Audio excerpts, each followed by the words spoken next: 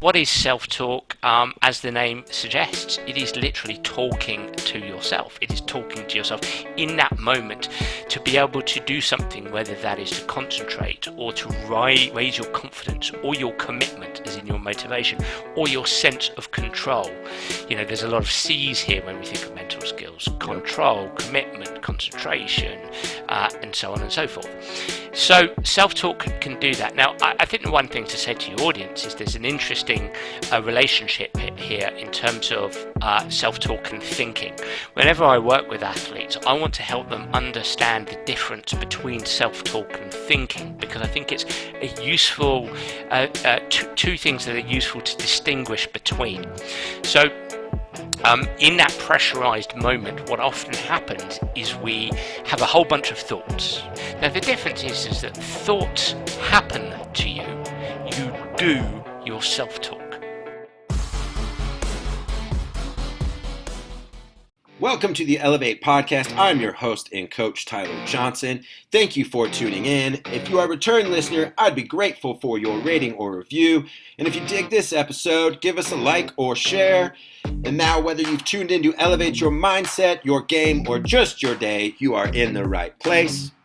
Episode 72, we are going across the pond to the UK with my guest, who is a sports psychologist who works alongside individuals, teams, coaches, and organizations globally. He is known for his passion to demystify sports psychology and for creating simple-to-use performance techniques. He's the author of 4 best-selling sports psychology books and is a founder of both the Dan Abrams Soccer Academy and the Sports Psych Show podcast. We'll have it linked up. Go check his podcast out as well. Former professional golfer and PGA qualified himself. Welcome to the Elev8 podcast, Mr. Dan Abrams.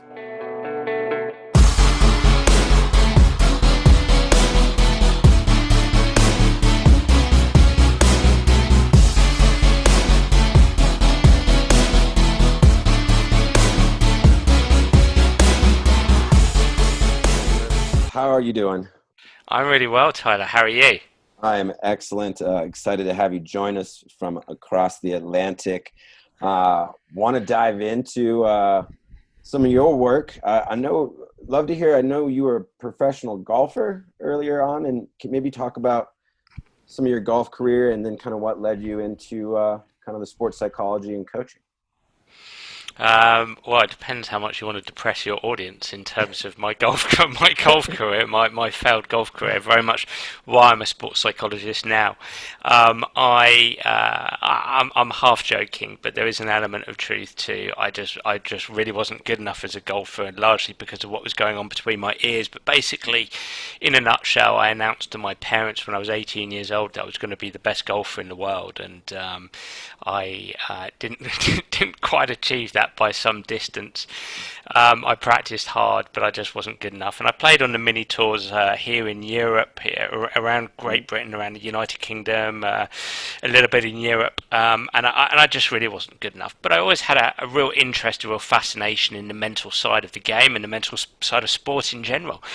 And that led me on a journey. Once I'd finished playing, I qualified as a PGA golf coach here in England, and as I was coaching the game, I suppose my passion for coaching further engaged my interest in psychology and sports psychology and the psychology of human functioning. And so I went to university, did a degree in psychology and a master's degree in sports psychology as I was coaching golf. And I came to a crossroads in terms of what do I do now? Do I be a golf coach with the sports psych on the side, or do I become a full-time registered sports psychologist? And it very much, the latter proved to be the sort of irresistible pathway for me, purely because I wanted to work in other sports. I wanted to work in other domains. Intellectually, it's what fascinated me.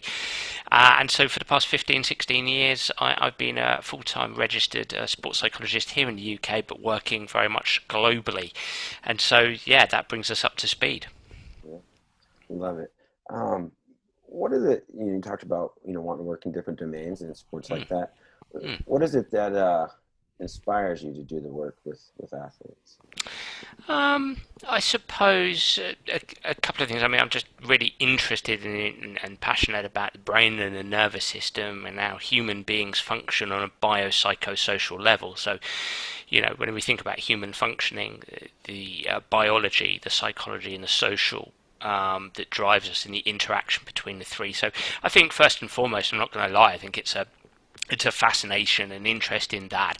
I think that's also linked to growing up in a competitive environment, in a challenging environment. I think I look back, whether it's golf, whether it's school, and just probably underachieved at school, and whether I underachieved at golf, I don't know. I didn't achieve much, but I. I think there's an interest to learn why I felt as I did, etc., etc.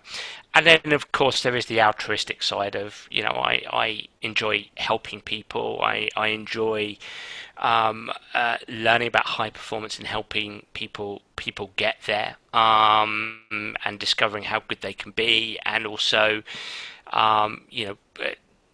sort of utilizing what I learn in a practical setting and seeing how much that helps people. So I think those three things collide and collapse in together, and that's sort of where my motivation lies, in the collision of the three of those. Sure. One of the expressions we kind of see from the collision of those three that I've read some of your stuff on that I think is great is body language, how that comes out. Can you talk a Mm. little bit about how the way we carry our body language impacts our performance and Mm. some of our psychology of how we're going to approach things?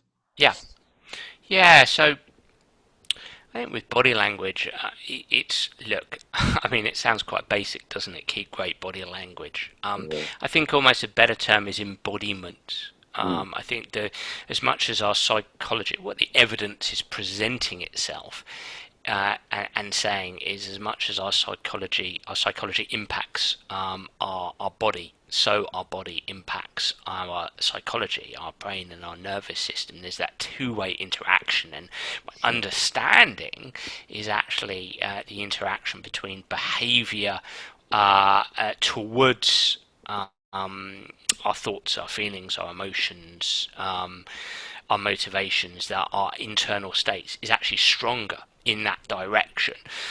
So, and that's why, as a psychologist, many psychologists will use some form of behavioural therapy to influence internal states. I mean, that's a very powerful thing to Sure. change behaviour, to change feelings.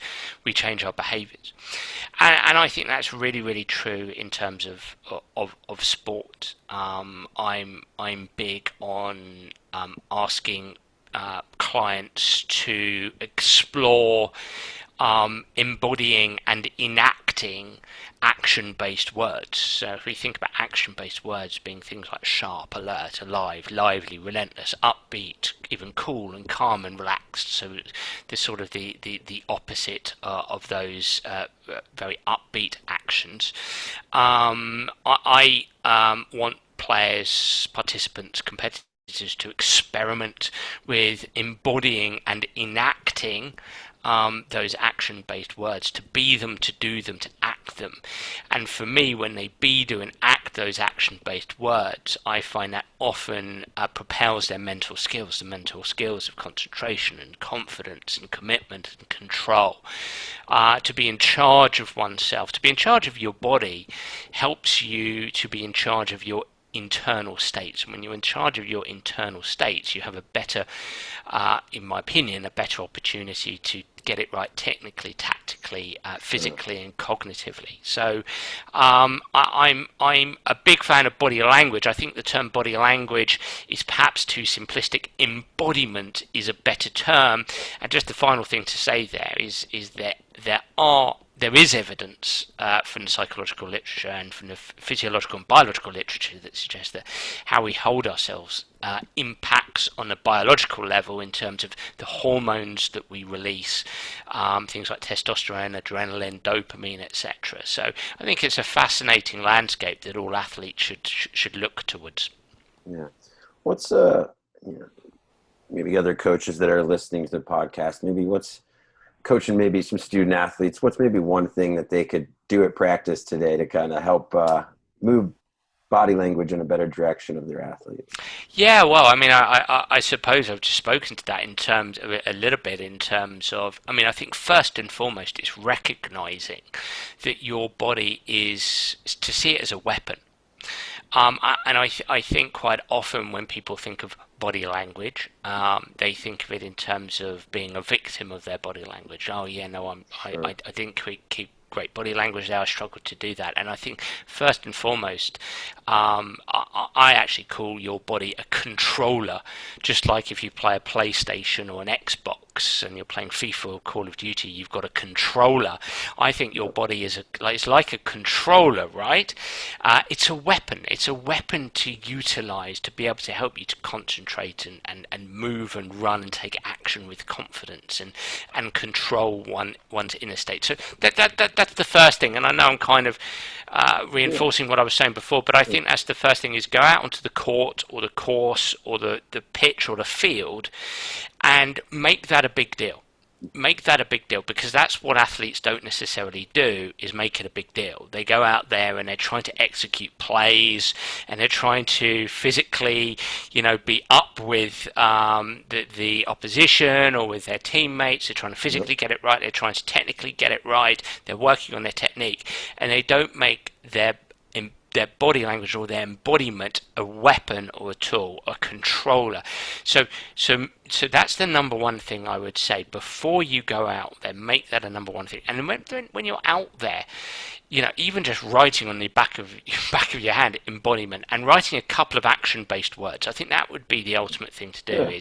Is write a couple of action-based words. So if I want to go out there and I want to be, when I'm at my best, I'm sharp and upbeat. Let's just imagine that. Somebody says to me, Dan, when I'm at my best, I'm sharp and upbeat. Or if I think about who I want to be out there, I want to be sharp and upbeat. I would say to you, okay, well, go out and show me that. Be it and do it and act it, embody it and enact it. And no matter what happens to you out there on the field or the court or the course, continue to be, do, and act sharp and upbeat. Continue to be, do, and act those action-based words. In that way, you are managing yourself. You're taking charge of yourself. You're taking control of yourself. You're dominating your own mindset and your internal states to enable you to optimize your physical, your human functioning, your cognitive functioning out there.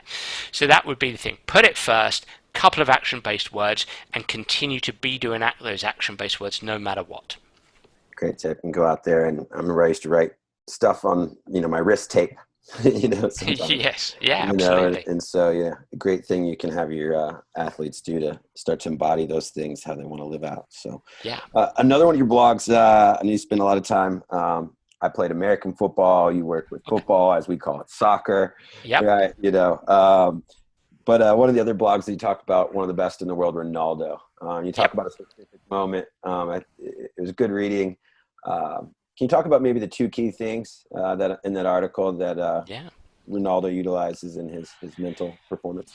Yeah, well, look, I mean, I suppose when I reflect back at that short post, it's me playing a little bit with this in terms of, I mean, I think that I think I talk about a 97th minute free kick. So those who know soccer well know that sort of 7 minutes into stoppage time. So and he scored a free kick, and everybody around him was pretty frantic, and he was pretty calm and relaxed. And I take a few liberties here, and sort of I've never sat down with Ronaldo and said, "What exactly do you do? Or what did you do there?" Sure. But it's always a fun way to take a world class player there. Their experience, something that's happened, and say, look, these are the kind of things that he or she might be doing. And so, funnily enough, I do talk about body language in that moment, but I also talk about self-talk and the importance of utilizing self-talk to, well, to utilize it instructionally or motivationally.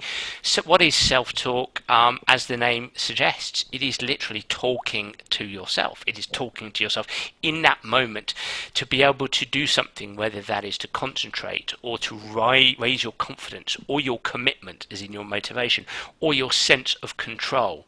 There's a lot of C's here when we think of mental skills: control, commitment, concentration, and so on and so forth. So self-talk can do that. Now, I think the one thing to say to your audience is there's an interesting relationship here in terms of self-talk and thinking. Whenever I work with athletes, I want to help them understand the difference between self-talk and thinking, because I think it's a useful two things that are useful to distinguish between. So in that pressurized moment, what often happens is we have a whole bunch of thoughts. Okay, so Ronaldo's got this free kick. It's the 97th minute. Everybody is sort of a little bit anxious, a little bit panicked around him. He's calming himself down. He's doing that by talking to himself. Now, he will still have some thoughts. Now, the difference is that thoughts happen to you. You do your self-talk. Let me say that again so people can actually get that. Your thoughts happen to you. They pop into your head. They emerge. Whereas you do your self-talk, okay? Your thoughts happen to you, you do your self-talk. So I have a name for those kind of thoughts. I call them ants. ANTS, A-N-T-S, being an acronym for automatic negative thoughts. The A for automatic, the N for negative, the T for thoughts. And when we have ants, the negative thoughts that pop into our head, I'm not going to score here, I'm never going to complete this pass, I'm really playing awful, I'm going to be substituted, I'm going to be taken off, it's not my day today, this opposition are too tough, too strong. Whenever we have these ants, these automatic negative thoughts, our job is to squash these ants. How? Well, we can use our body, our embodiment, our body language, but we can also use our self-talk. We can talk back to those ants. We can talk back to ourselves instructionally, or we can talk back to ourselves motivationally. From as basic as, no, keep going, keep moving, keep on my play here, or instructionally, for Ronaldo in that moment, in that free kick, it could have been pick a small target, focus on the ball, get a good strike here. Just loft it slightly over the wall with a little bit of power, whatever it is. He's the expert, not me. But talking to yourself through that moment to be able to turn down the volume of ants, to squash the ants in order to give yourself the best opportunity to high perform. So I think self-talk goes very much hand in hand with your body language or your embodiment. Those work together. Whether Ronaldo uses those, hey, I've had a bit of fun with the article, but I dare say he does, and I'm sure I've read plenty of times of how he talks about breathing and having good body language and talking to himself. So I'm sure that's a part of his process.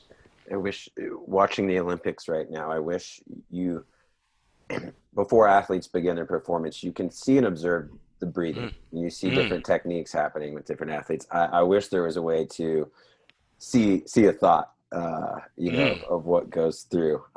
But as you observe the Olympics, you can see those breathing things happening. I wish we could dive into the thoughts. Well, here's a question for you, Tyler. You said you played football as in American football for me. But I dare say you had ants out there when you were playing. You had thoughts that were unhelpful. Yeah, I mean, I was not, the largest guy. I mean, I was facing people that were bigger than me, stronger, sometimes, faster, and so there was ants all the time. And I think that was, I think preparing for competition, and I did some, visualization and things like that. I just a little bit by nature, no one was really kind of self-taught. But I wish I had more mechanisms to kind of because once in a while, sometimes it's easy to squash those ants, and sometimes that ant was hanging out in my helmet all day, and so what's maybe I've seen that, too, is just people just teach little kids, physically squash that ant, right? Just stomp your foot, stomp your foot. Like you said, utilize your body language for that. I loved how you talked about how our thoughts happen in our self-talk. We do that on purpose. We do that. Yeah. and it really, that acknowledgement and then that behavior really brings about an intentional shift. Yeah, no, absolutely, and I think the term intentional is quite important here, and I think it's a real challenge, within the performance process because we want certainly we want so many of our behaviours to be engaged from an automatic perspective. But we also want to have some space, and there absolutely is some space in our brain to be able to engage intentionally with certain things. And there has to come a point where I say to people, what the psychological evidence suggests is that we're all going to have ants. That's the way we're designed as human beings. We tend to be problem focused.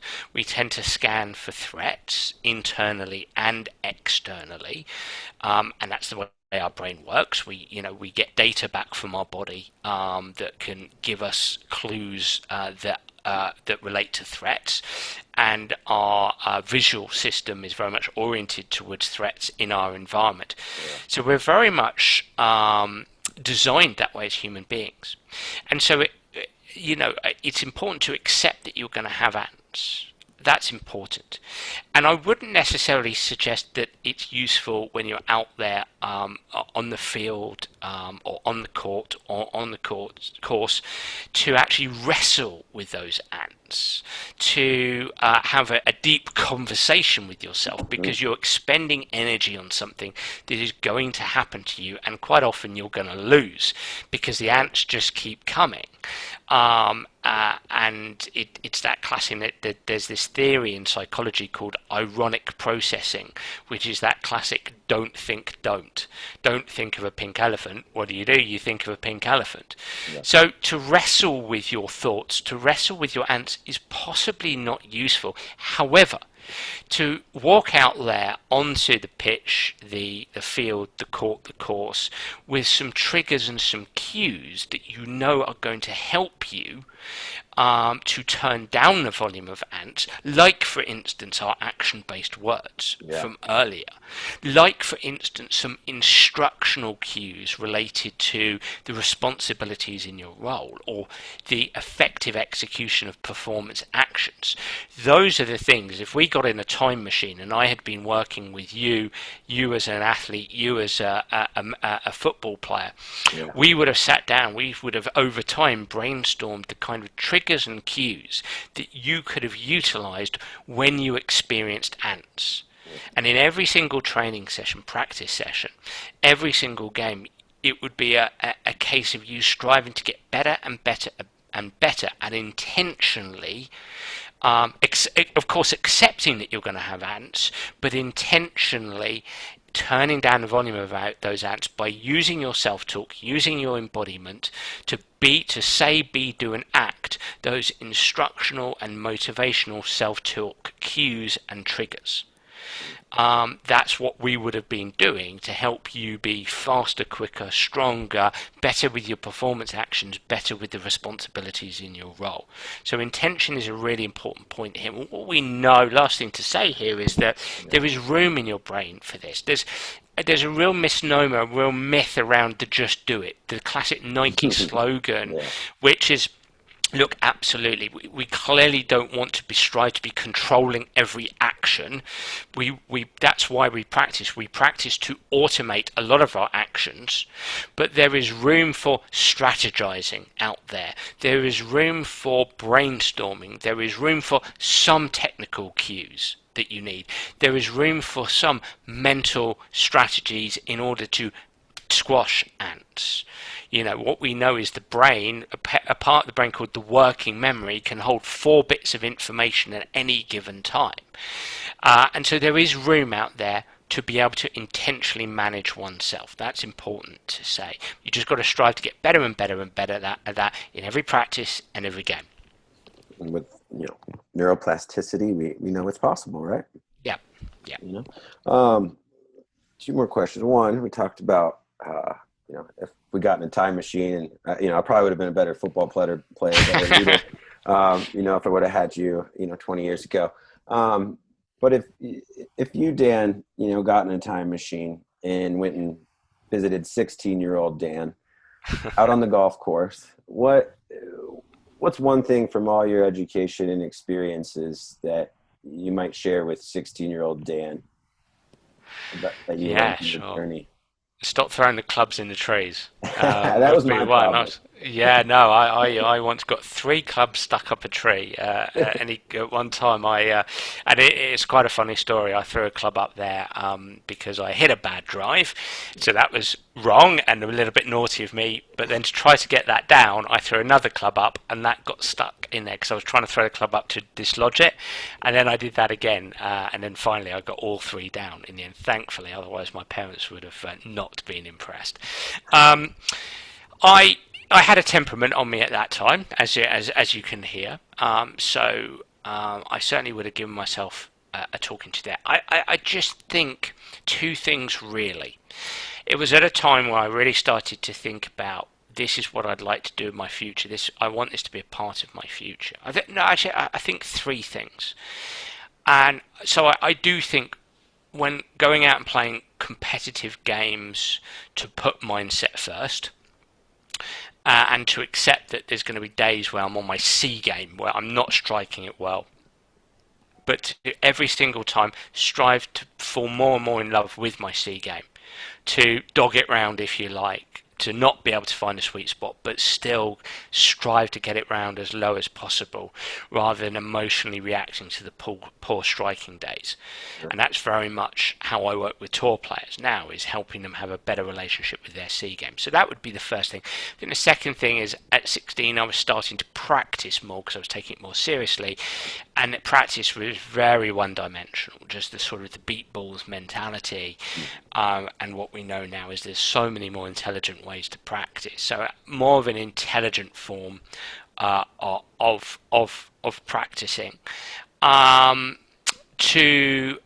think to one thing I want to say, to reverse up slightly, to have those key words. If I could go back, I've always said, if I could get in a time machine and go back, I would walk onto that first tee, dominant, aggressive Kepka. Dominant, aggressive Kepka. Not that Brooks Koepka was around at that time, but he would be the kind of role model, the kind of example. I would walk onto the first tee and I would be thinking, that person's got a great swing, he's awesome, he hits it miles, he hits it better than me. I mean, man, how am I supposed to compete when I'm thinking having those kind of ants and I'm not dealing with them? I want to walk onto that first tee, dominant, aggressive Kepka, and nothing and no one's taking me away from dominant, aggressive Kepka. I'm going to be like that all the way around. So that kind of adjoins to my first point that I slightly left out. My third point would be relax, patience, patience, patience. I looked into as a young Englishman, I looked into getting to a sports scholarship to the States. And I suppose never have regrets in life, but if one was to stretch me and say, what do you regret? I should have done that. I should have got a scholarship, because I think I think to be patient and to go through your education and get your golf better at time, but I was very much got to do it now, 18 years old, right, come on, go and play. And what we know, especially in a late specialisation sport like golf, is stop, relax, calm.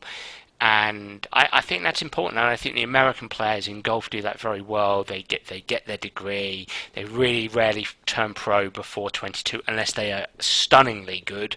And I think that kind of, in golf at least, is an important stepping stone. And I think that's kind of the culture in America, especially in football, in baseball. Is it's more of a progression through college and then into sport. In Europe, we're a little bit more, there's not that kind of landscape here. So those are the things I would be saying to myself. Love it. Great stuff. One last question we always like to ask our guests, especially working across a lot of domains and your experiences, is a question about success. How do you define success? Oh wow! I think my first answer to that would be my ethical answer, which is to I'm going to answer this in two ways. I'm going to answer it as a sports psychologist, and I'm going to answer it as Dan. I think as a sports psychologist, I have to give people the dignity, as in clients, the dignity to define success. I think I'm very much, if you read my articles by and large, especially over the last few years, I'm very drawn into complexity and nuance and drawn away from certainty. And I think there are two camps at the moment. I think there's success is that kind of, gotta win, gotta win, gotta win. You can control your attitude, effort, and energy, and gotta win, and gotta perform, and it's an acquisition of certain things like medals and stuff like that. And then on the far right hand side at the moment, certainly in Europe, certainly in the UK, there's a bit of a pushing back of that, which I think is a good thing, which is it's much more about, athletic experience and having multiple identities and just finding ways, especially at the adult elite level, to help, say, Olympians win gold medals, but also have a balance to life, and there's much more of a nuance, and the same in all sports. Over here in soccer, just how can we balance things for mental health and well-being and welfare, etc. And I think I'm answering it this way because I think there has to be, as a sports psychologist, I'm in between both camps. I have to go in and talk to somebody, and I have to give them the dignity to say, Dan, at the moment, I want to win. And this is everything to me. And I can't just sit there and go, no, you're wrong. You need to see it like this because this is unhealthy and unsafe. And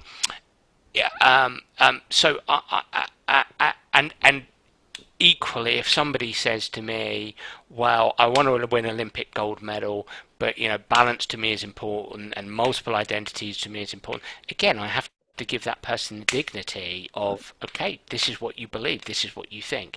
So in that respect, I think success is in the eye of the beholder, and as a sports psychologist, I have to give that person the dignity. Now, over time in the relationship, I might probe, I might prod in terms of helping them understand what their underpinning philosophy means to them and how it interacts with their behaviours and whether it's helping them achieve their goals.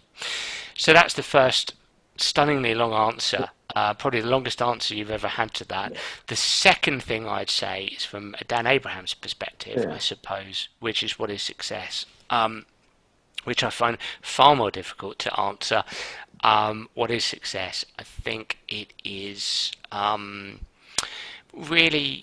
I think it's a mixed bag of things. I don't think it's one thing. I think it's from intrinsic motivation to extrinsic motivation, or intrinsic rewards to extrinsic rewards. I think it's a little bit of everything. I don't think it's one thing. I love writing and writing an article, writing a book and getting it out there and people enjoying it and telling me so. I'm just a human being. I love that. Of course I love that praise. Equally, it's striving to enjoy the process, and that can be construed as success as well. So I think success for me is a stretch along a continuum of intrinsic rewards to extrinsic rewards, and enjoying that continuum and what that brings to you. That's how I would describe it. Thank you for tuning in and all the way to the end. Appreciate that. If something this episode caught your ear as useful or unique, I would love if you would share it, or, a thumbs up's always encouraging as well. If you want to come back and check out more videos, smash that subscribe button, ring that bell for notifications, and we'd love to have you back. Have a great day, and go elevate others.